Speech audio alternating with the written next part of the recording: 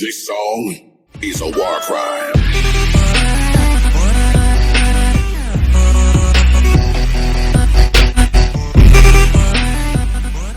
Hello, I'm David, and today, our team will present our findings on how varying the percentage of filament infill in 3D printed boats designs affects buoyancy and load-bearing capacity. But first, This video is sponsored by Raid Shadow Legends. Why does this always happen? My laptop is glitching again for some reason. the independent variable will be the infill percentage of each boat, 20, 40, and 60%. Buoyancy, measured by the amount of weight each boat can carry before sinking, will have to be our dependent variable, and our control group will be the dimensions of the boat. We believe this experiment is important because it is crucial for understanding the relationship between filament infill percentage and the bearing capacity of the 3D printed boat. If 3D printed boats are to come in the near future, this experiment would be crucial for testing out what infill percentage, how much should the ship weigh, how would we design the vessel, etc. Additionally, it could offer insight into the world of 3D printing and other significant things, allowing us to save money and energy on boats and be able to print them. This will help us advance the efficiency of 3D printed boats and their structural integrity. The three boats were designed using computer software in which each boat had a different filament, 20, 40, and 60%. The designs were kept identical in size and shape for fairness. The designs took shape through the 3D printing process. The settings were adjusted to achieve the desired infill density for the boat to take the correct shape layer by layer. A tub was then filled with water and carefully each boat floated. Weights were added one by one to see how much weight each boat could carry before sinking. The tests were completed and data was analyzed. The test proved which infill density performs best in holding weight. The pellets, which weighed around 0.94 grams, were the weight of the boat. We had to dispute them all as we wanted them to stay upright carefully. The 20% boat was able to withstand 15 pellets, which is about 14.1 grams.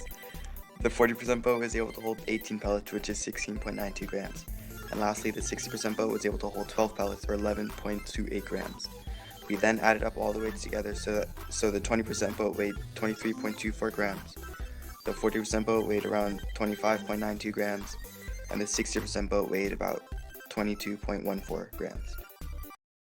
Once we had conducted our experiment, we started on our calculations. To calculate the buoyancy force acting on each boat, we used Archimedes' principle, which states that the buoyant force is equal to the weight of the water displaced by the object.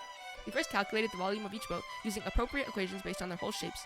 Once we added the volume, we multiplied it by the density of water and the acceleration due to gravity, which is 1,000 kilograms meters cubed and 9.81 meters squared, to find the weight of water displaced.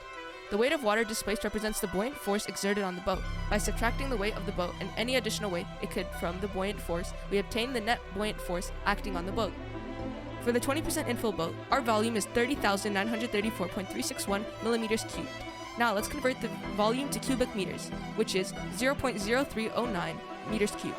Then, to find out the density of water, we multiplied 1.2 times 1,000 kilograms meters cubed. We then converted the grams to kilograms, which is now 0.02324 kilograms. Then we would have to find the weight of water displaced. So we would multiply volume of the boat by the density of water times gravity. So that would give us 303.45 newtons of weight of water displaced. Next, we find the buoyancy. Buoyancy equals weight of water displaced minus weight of the boat times 9.81 meters squared. So, our buoyancy is 303.221956 newtons. For the boat which has 40% infill, the buoyancy of that is 303.1959 newtons, while the 60% boat has the buoyancy of 303.232 newtons. According to the graph, the 40% infill boat did the best as it was able to hold the most weight. This is because it achieved an optimal balance between structural integrity and buoyancy. The 40% infill boat likely struck a balance, providing enough buoyancy to support additional weight without being overly heavy. So we're incompetent.